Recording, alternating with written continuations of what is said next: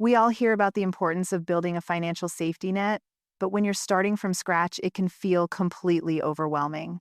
It's like being told to build a house with no tools and no blueprint. Where do you even begin? Today, we're going to break it down into a clear, actionable plan. I'm glad we're talking about this. It's one of the most common points of anxiety for people, but the truth is, it's more about consistent small steps than one giant leap. Okay, so let's start with the first step. Experts always seem to point to the emergency fund as the absolute starting point. It's that dedicated savings account for a crisis, a medical bill, a car repair, losing your job so you don't have to rack up high interest debt. The typical advice is to save 3 to 6 months of living expenses. Right, and that 3 to 6 month number can be so intimidating that people just don't start at all. The key insight is to begin with a small, achievable goal. Seriously, just aim for $500 or 1 month's rent. Get that first win. That buffer is absolutely crucial. A single unexpected expense can completely derail years of hard work and push you straight into a debt cycle that's incredibly hard to escape. That makes so much sense. Start small and build momentum. So, having that solid emergency fund is the first line of defense. But what's the next critical step, especially if you're already carrying some debt? Well, this is where a lot of people get stuck. They wonder if they should pay off debt or save first. The most effective approach is to do both at the same time. Exactly. So, while building that emergency fund, it's equally vital to confront high interest debt, especially from credit cards. This kind of debt just eats away at your savings and puts the brakes on any real progress. There are strategies for it, right? Like the debt snowball or debt avalanche methods. Absolutely. And whether you choose to pay off the smallest debts first for motivation, the snowball, or the highest interest ones to save money, the avalanche, the underlying principle is consistency. It's about actively fighting against that compounding interest.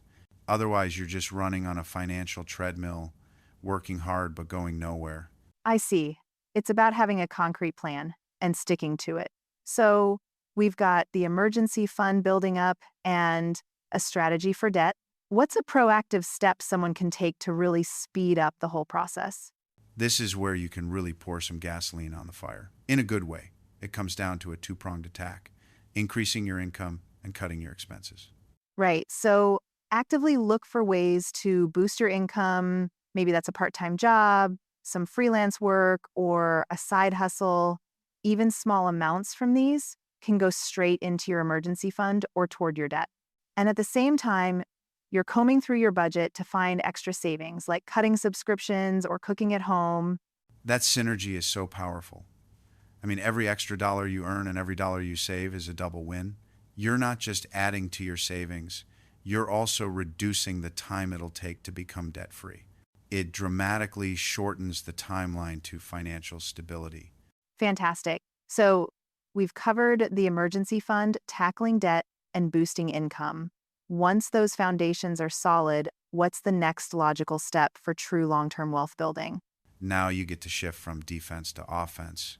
You start investing. Once you've got that solid emergency fund and handled the high interest debt, the next frontier is investing for the long term. This means putting money into assets like stocks, bonds, or mutual funds, expecting them to grow over time. This is how your money can finally start to outpace inflation and help you hit those huge goals like retirement.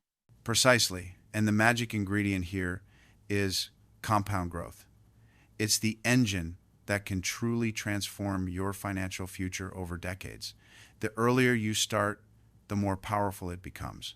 But there's a huge caveat here. What's that? It's not about trying to pick the next hot stock. That's just gambling.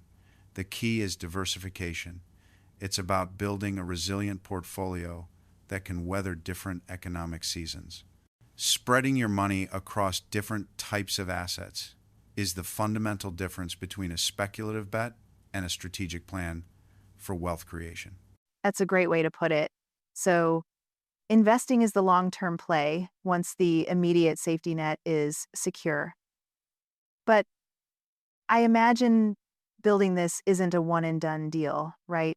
How do you maintain it? That's the final piece of the puzzle. It's not a destination, It's an ongoing process. You have to regularly review your budget and your plan.